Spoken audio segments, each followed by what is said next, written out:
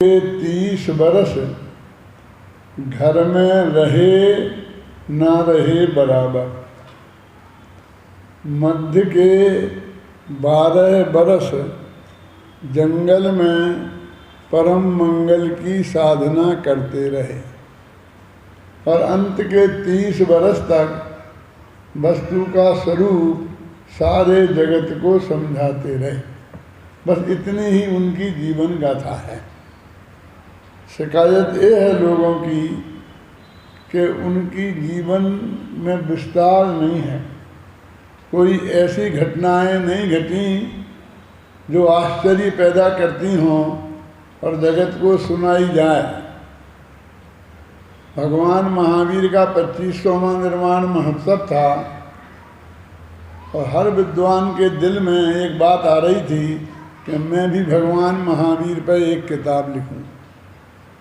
मैंने भी लिखी और विद्वानों ने लिखी, लेकिन एक समस्या सबके सामने थी कि लिखें क्या।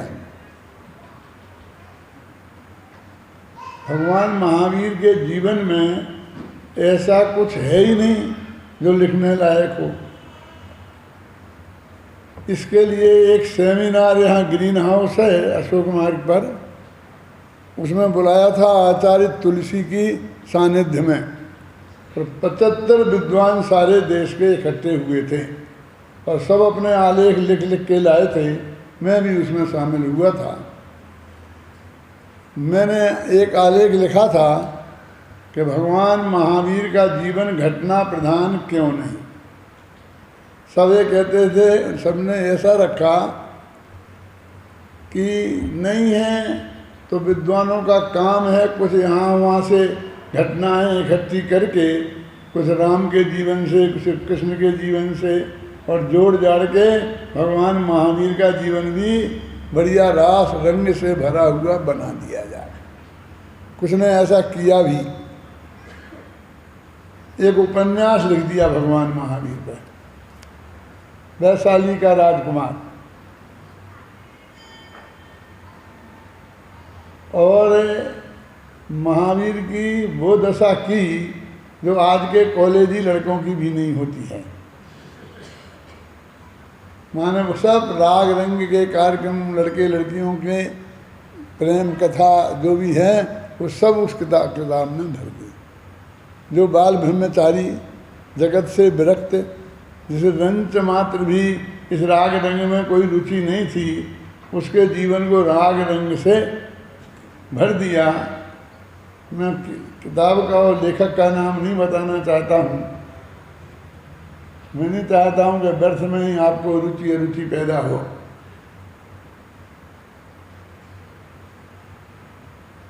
सब ने अपने अपने तरफ से बात रखी और उस सभा में भी ये बात आई। जब मेरा नंबर आया तो मैंने ये बात कही कि रिसर्च का विषय तो ये होना चाहिए कि भगवान महावीर का जीवन घटना प्रधान क्यों नहीं है। नहीं है ना, आप कह रहे घटना प्रधान नहीं है, तो रिसर्च का विषय ये होना चाहिए क्यों नहीं है। ऐसा हुआ क्यों जब और तीर्थंकरों का घटना प्रधान था। ऋषभदेव के जीवन में घटनाएं भरी पड़ी हैं। तो मैंने उस पर जो लेख लिखा था उसमें एक वाक्य लिखा था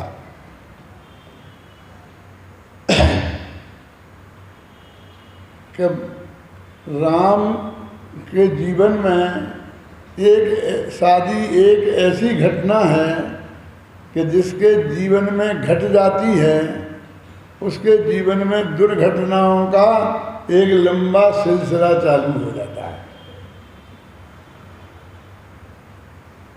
सौभाग्य से भगवान महावीर के जीवन में वो घटना नहीं घटी, इसलिए आगे घटनाओं का सिलसिला चालू नहीं हुआ।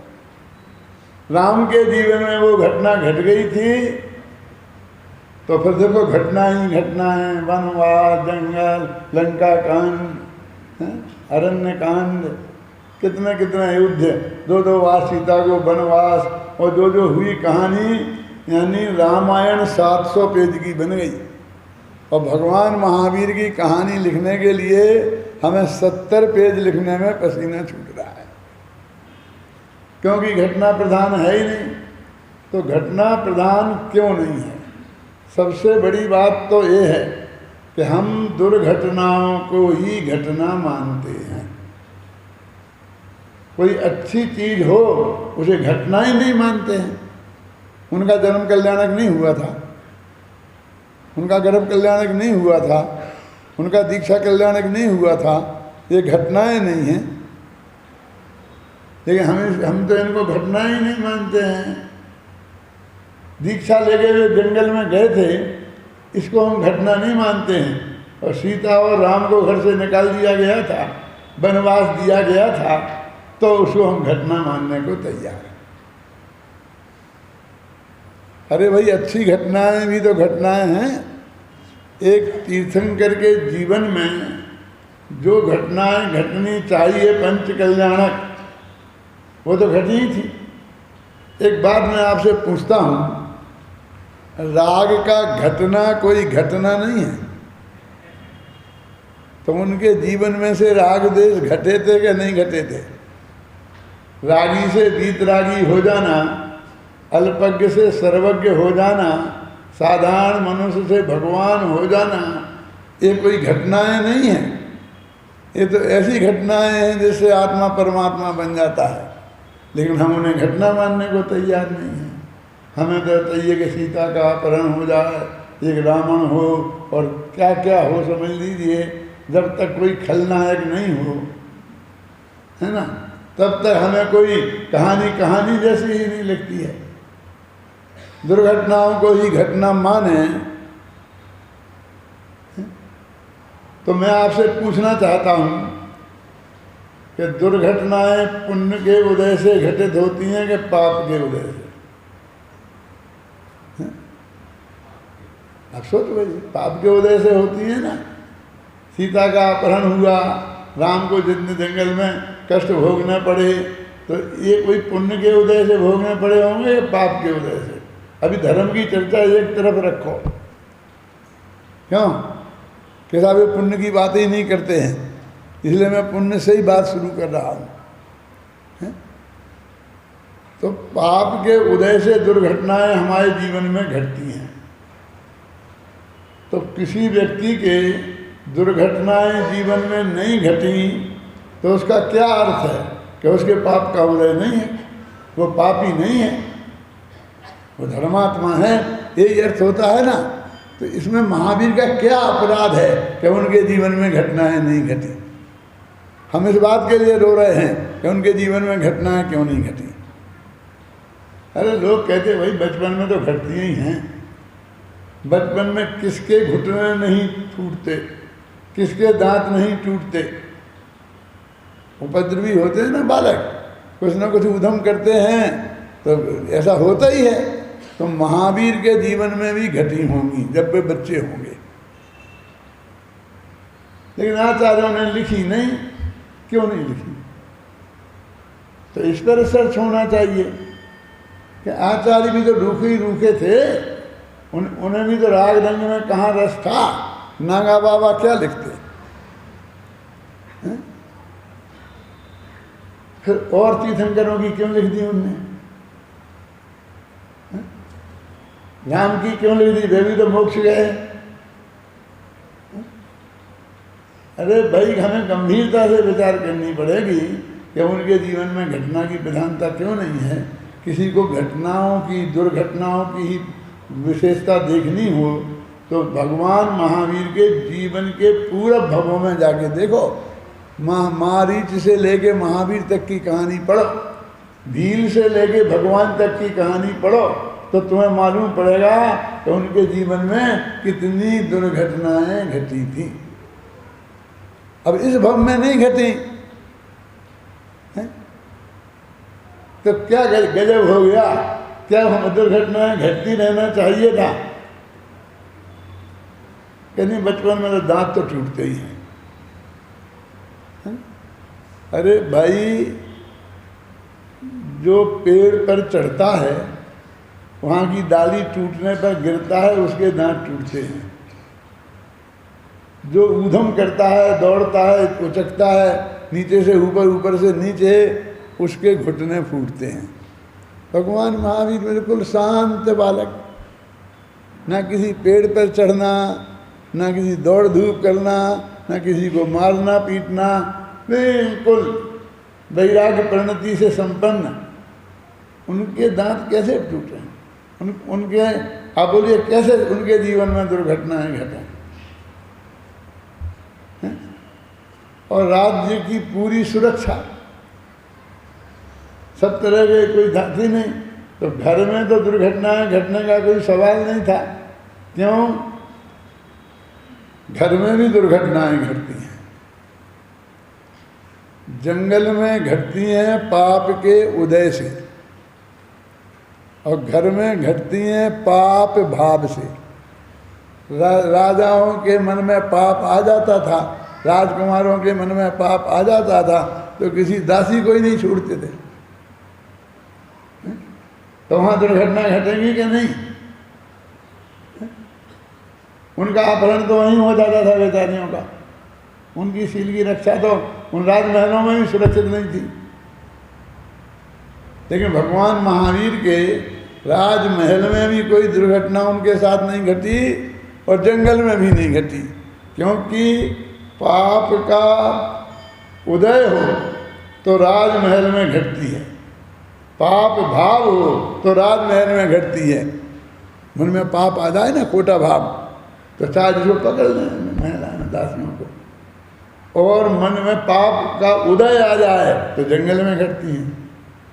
अब उनके जीवन में न पाप कर्म का उदय था और न पाप भाव था, न राजमहल में घटी और न जंगल में घटी। यानी इसमें आश्चर्य की बात क्या है? हमको इस बात का दुख क्यों हो रहा कि उनके जीवन में दुर्घटनाएं नहीं घटी? उनका एक शांत जीवन था, वैराग्य से भरा हुआ ओतप्रोत जीवन था, इसलिए उनके जीवन में दुर्घटनाएं नहीं घटी। फिर भी हमारे पंडितों ने तो माना ही नहीं, कुछ न कुछ घटनाएं तो चेप ही दी, घबराना नहीं, शांति से पूरी बात सुनना। मैं क्या कहना चाहता हूँ, ऐसा साहित्य का नियम है कि कोई भी महापुरुष हो जिसे भगवान नाम देना हो, दिया है ना सबको, बहुतों के नाम, तो उनके लिए दो घटनाएं तो हर एक लोग जोड़ ही देते हैं। कौन सी? एक ये दिखाने के लिए कि वे बहुत संयमी थे, बहुत धर्मात्मा थे, उनके जीवन में पाप भाव नहीं था, दूसरे की माँ बहन को खोटी निगाह से देखना वो नहीं जानते थे। इसके लिए वे ध्यान में बैठाएंगे उन्हें और कुछ देवांगनाओं को लाके नचाएंगे, चाहे वो नीलांजना हो चाहे और हो, वे आएंगी स्वर्ग की देवांगनाएं और नाच नाच कर उनको रिझाएंगी और उन्हें भ्रष्ट करने की कोशिश करेंगे, और अंत में वो भ्रष्ट नहीं होंगे तो ये सिद्ध हो जाएगा कि उनके राग नहीं था। ये सिद्ध करने के लिए कि उनके जीवन में राग नहीं था, खोटा भाव नहीं था, कैसे सिद्ध करें बोलो? कुछ ना कुछ चाहिए तो सिद्ध करने को, तो उनके जीवन में कोई राग भाव नहीं था, ये बताने के लिए देवांगनाओं को खूब नचाएंगे और अंत में उनके परीक्षा में पास हो जाएंगे। वो सारी देवांगना हाथ पैर जोड़ेंगी और उस दिन के उन्हें केवल ज्ञान हो जाएगा और छोटा मोटा ज्ञान हो जाएगा। इस तरह एक घटना तो है, और दूसरी एक है वे जंगल में ध्यान कर रहे होंगे, है ना, और बस आएंगे राक्षस, पत्थर बरसाएंगे, आगी लगाएंगे, ये करेंगे, डराएंगे, धमकाएंगे, और तो एक सी घटनाएं होती हैं। हर एक के नाटक खेलना हो तो ये दृश्य बने बनाए तैयार रहते हैं, और फटाफट वो शुरू हो जाता है। देखो भगवान महावीर का पंचकल्याण कोई करने को तैयार नहीं है, और आदिनाथ का सब करने को तैयार है। क्यों भैया? क्यों? कम से कम एक नीलांजना का नृत्य तो देखने को मिलेगा। इसमें तो कुछ है ही नहीं। अब एक नेमिनाथ भी चल पड़े हैं, क्यों? उनमें तो राग रंग दिखाने को क्या है, वे तो भाई बैरागी हो गए ना, शादी तक नहीं की, फेरे भी नहीं पाड़े, लेकिन हमारे पंडितों ने निकाल लिया रास्ता। अभिनंदन जी, आप नहीं घबराना, आपसे नहीं कुछ कह रहा हूं, तुमने सही, तुम्हारे साथी सही, उनने रास्ता निकाल लिया। नेमिनाथ की बारात निकालेंगे, क्यों? और उसमें एक बहुत बढ़िया जुलूस, लंबा लंबा, रास्ते में लोग खाना खिलाएंगे, वे कराएंगे 4 घंटे का, एकदम राग रंग के पोषण के लिए बढ़िया। क्या करेंगे? राजुल के माँ बाप की एक सभा लगाएंगे, क्योंकि उनको भी तो चाहिए ना, उनने भी तो लाखों रुपया दिए हैं, तो उनसे भी कहलाएंगे वहाँ के राजकुमार अच्छे हैं, वहाँ के राजकुमार अच्छे हैं, वहाँ की राजधानी में उनका बेटा अच्छा है। आता जाता तो कुछ है नहीं, नाराज मत होना। वो ऐसे ऐसे राजाओं के नाम लेंगे जो उस काल में हुए ही नहीं और ऐसे राजा जो उस काल में हुए थे उन्हें पता ही नहीं है। एक कमरे में बैठ के और संवाद लिख दो, फटाफट लिख देंगे कि वो राजा अच्छा है, वो स्वास्थ्य उसका कमजोर है, उसका ये है, उसका ये है, इसका ये क्या है। खेल तमाशा करते कि नहीं करते? मेरा कहने का मतलब वो राग रंग के लिए स्थान निकालेंगे। अब महावीर को बेचारे में क्या है, उसमें कोई निकालने की गुंजाइश ही नहीं है। ना देवांगनाओं को नचा सकते हैं, क्यों?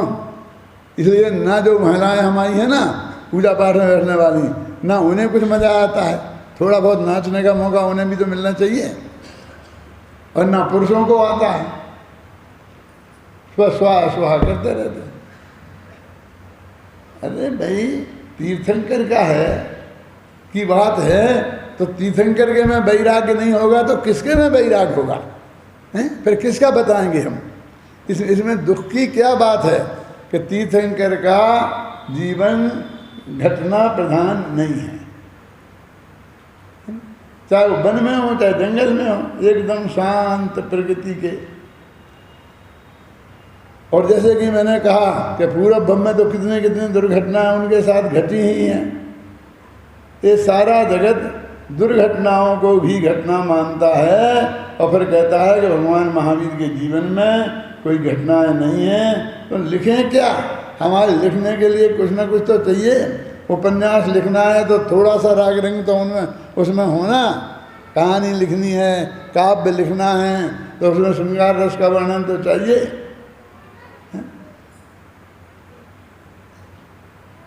मेरे कहने का अर्थ ये है कि भगवान महावीर का जीवन, वर्तमान जीवन एकदम शुद्ध और सात्विक है।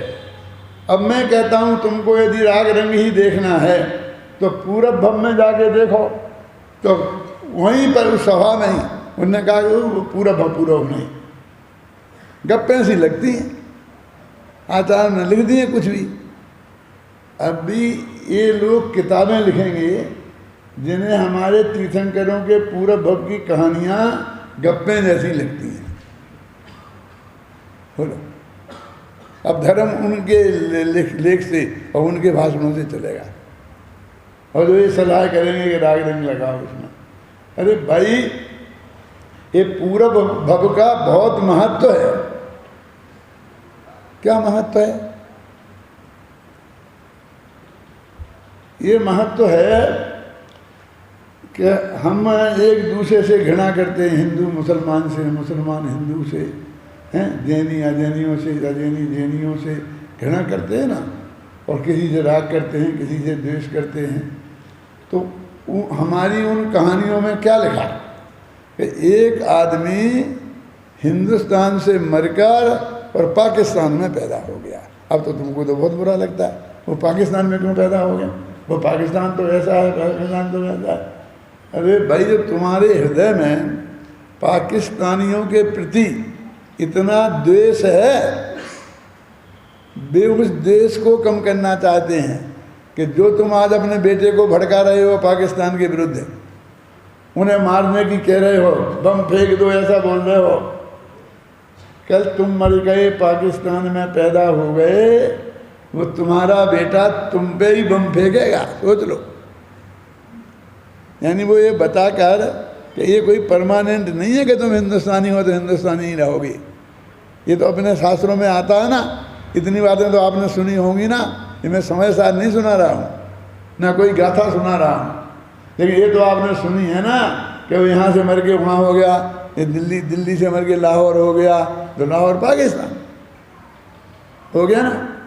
तो वहाँ हमको घृणा नहीं करना चाहिए किसी दूसरे देश वाले से, अहिंसा का वातावरण रखना चाहिए, ये शिक्षा नहीं मिलती है। और अपने यहाँ ये लिखा है कि देव मर के कुत्ता हो जाता, और कुत्ता मर के देव हो जाता है। अब हमारे विद्वान कहते हैं नहीं नहीं, देव को कुत्ता मत बनाओ, हमको ये अच्छा नहीं लगता है, तो कुत्ते को देव बना दें। हाँ बना दो, तो कोई खास बात नहीं है। अरे भाई कि तुम कुत्ते के साथ जो कुत्ते जैसा व्यवहार करते हो, वो कह रहे एक कल कुत्ता मर के सेठ होगा और तुम मर के कुत्ते होगे, और तुम उसके घर में जाओगे कुछ खाने पीने, और वो डंडा मार मार के तुम्हें भगाएगा। क्यों? कुत्तों से इतनी घृणा क्यों करते हो? एक कुत्ता सेठ बन सकता है? तो ये बताकर किसी से हम घृणा का व्यवहार नहीं करें। सब आदमी समान हैं, पशु पक्षी भी जीव हैं। ये शिक्षा मिली कि नहीं मिली इस कहानी से? जो प्रभव की गप लगती ना तुम्हें, गप ही सही, लेकिन इससे कुछ सीखने को तो मिला, कुछ हमारे जीवन में सदव्यवहार तो आया। तो इसको वो तो चाहिए ही नहीं, इसको तो राग रंग चाहिए, नाचना गाना चाहिए, ये आना चाहिए, तो वहाँ भी बैठ के पाप कमाए, ये चाहता है। तो ये ऐसा नहीं है। तो भगवान महावीर का जीवन दुर्घटना प्रधान नहीं है, राग रंग का पोषक नहीं है। अपने यहाँ तो कहते हैं कि जैन धर्म राग रंग का पोषक नहीं है, वीतरागता का पोषक है। देखो अभी अभी की ताज़ी बात है, एक लड़का लड़की जिनकी शादी 3-4 साल पहले हुई थी अपने जैनियों में ही, अपने नज़दीकी। तो ये लड़का तो है जैन और लड़की है दक्षिण भारत की अय्यर। अय्यर माने ब्राह्मण ही होते हैं, लेकिन अय्यर एक जाति है ना, फलाने अय्यर। लड़की अय्यर की और लड़का जैन। अभी वो हमारे पास आए, सकृति में संयोग में आए, तो मिले, साथ साथ रहे। तो उनने बताया कि लड़की ने बताया कि मैं तो अय्यर हूँ। कोई बात नहीं है, क्या कि देखो अभी क्या रहा नहीं कुछ, सब बिगड़ते जा रहे हैं। क्यों? अय्यर से शादी कर ली तो बिगड़ गया। अय्यरों से घृणा नहीं करो, वो जैनियों से घृणा नहीं करो।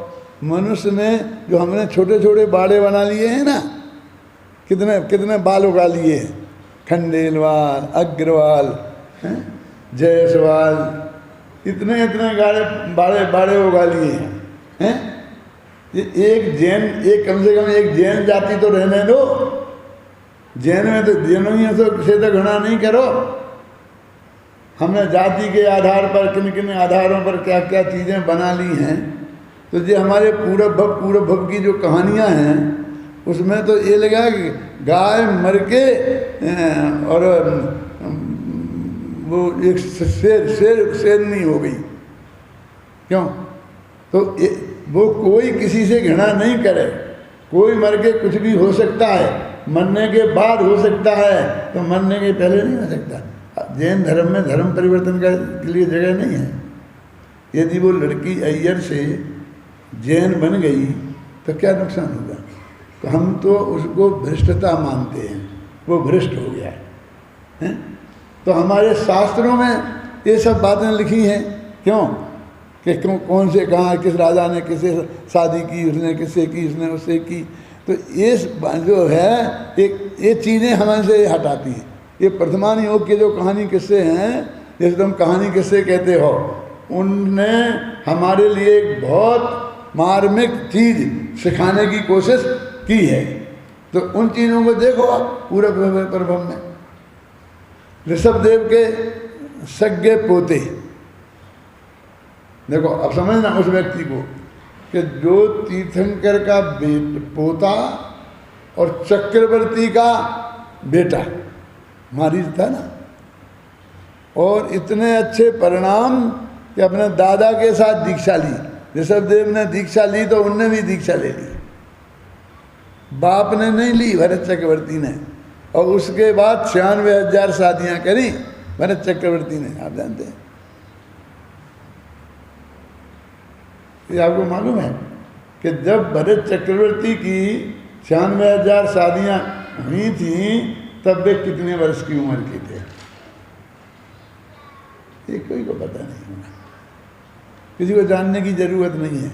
उनकी कुल उम्र कितनी थी? 84 लाख पूरब की है, 83 से 83 लाख पूरब की। वो 83 लाख पूरब की आयु अब मेरे जो पूरब मूरब मेरी समझ में नहीं आते, तुम्हारे में आते हैं। तो मैं ज़रा बताता हूँ सरल करके। अपन तो गणित सीखते हैं ना, तो उसमें समझ लो 1 लाख पूरब माने 1 बरस है ना। तो कितने हुए? 83 बरस के, माने उनकी कुल उम्र 83 बरस की थी। माने 83 बरस में आदमी उसमें बुजुर्ग होकर के गुजर जाते थे।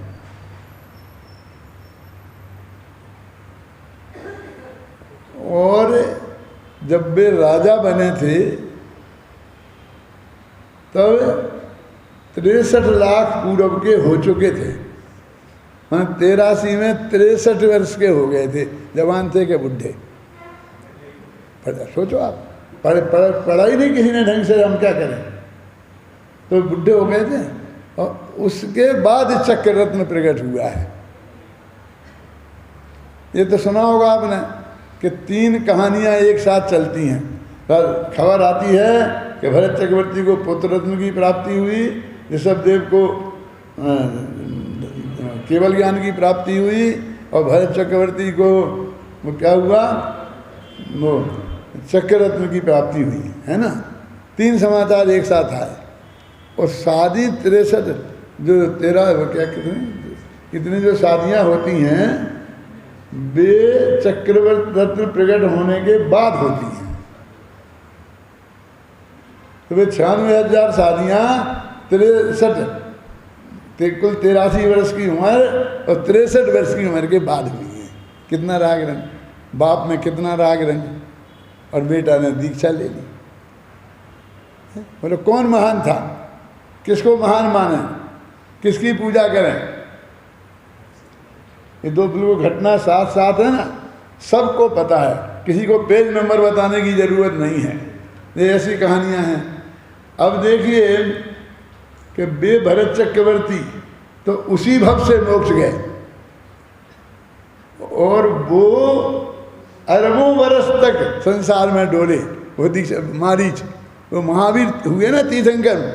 ये महावीर की कहानी है ना, तो महावीर की सुना रहा हूं ना, और कहानी सुना रहा हूं ना। अब आप सोचो कि तुम किसको महान मानो, जिसने वो दीक्षा ली ऋषभदेव के साथ, वो कि जो अभी शादियां करने निकला, वो युद्ध जीतने निकला, भरत जा करके ऋषभदेव के ही दिव्य ध्वनि का सुनकर लौट के आया और 60,000 वर्ष को लड़ने को निकल गया।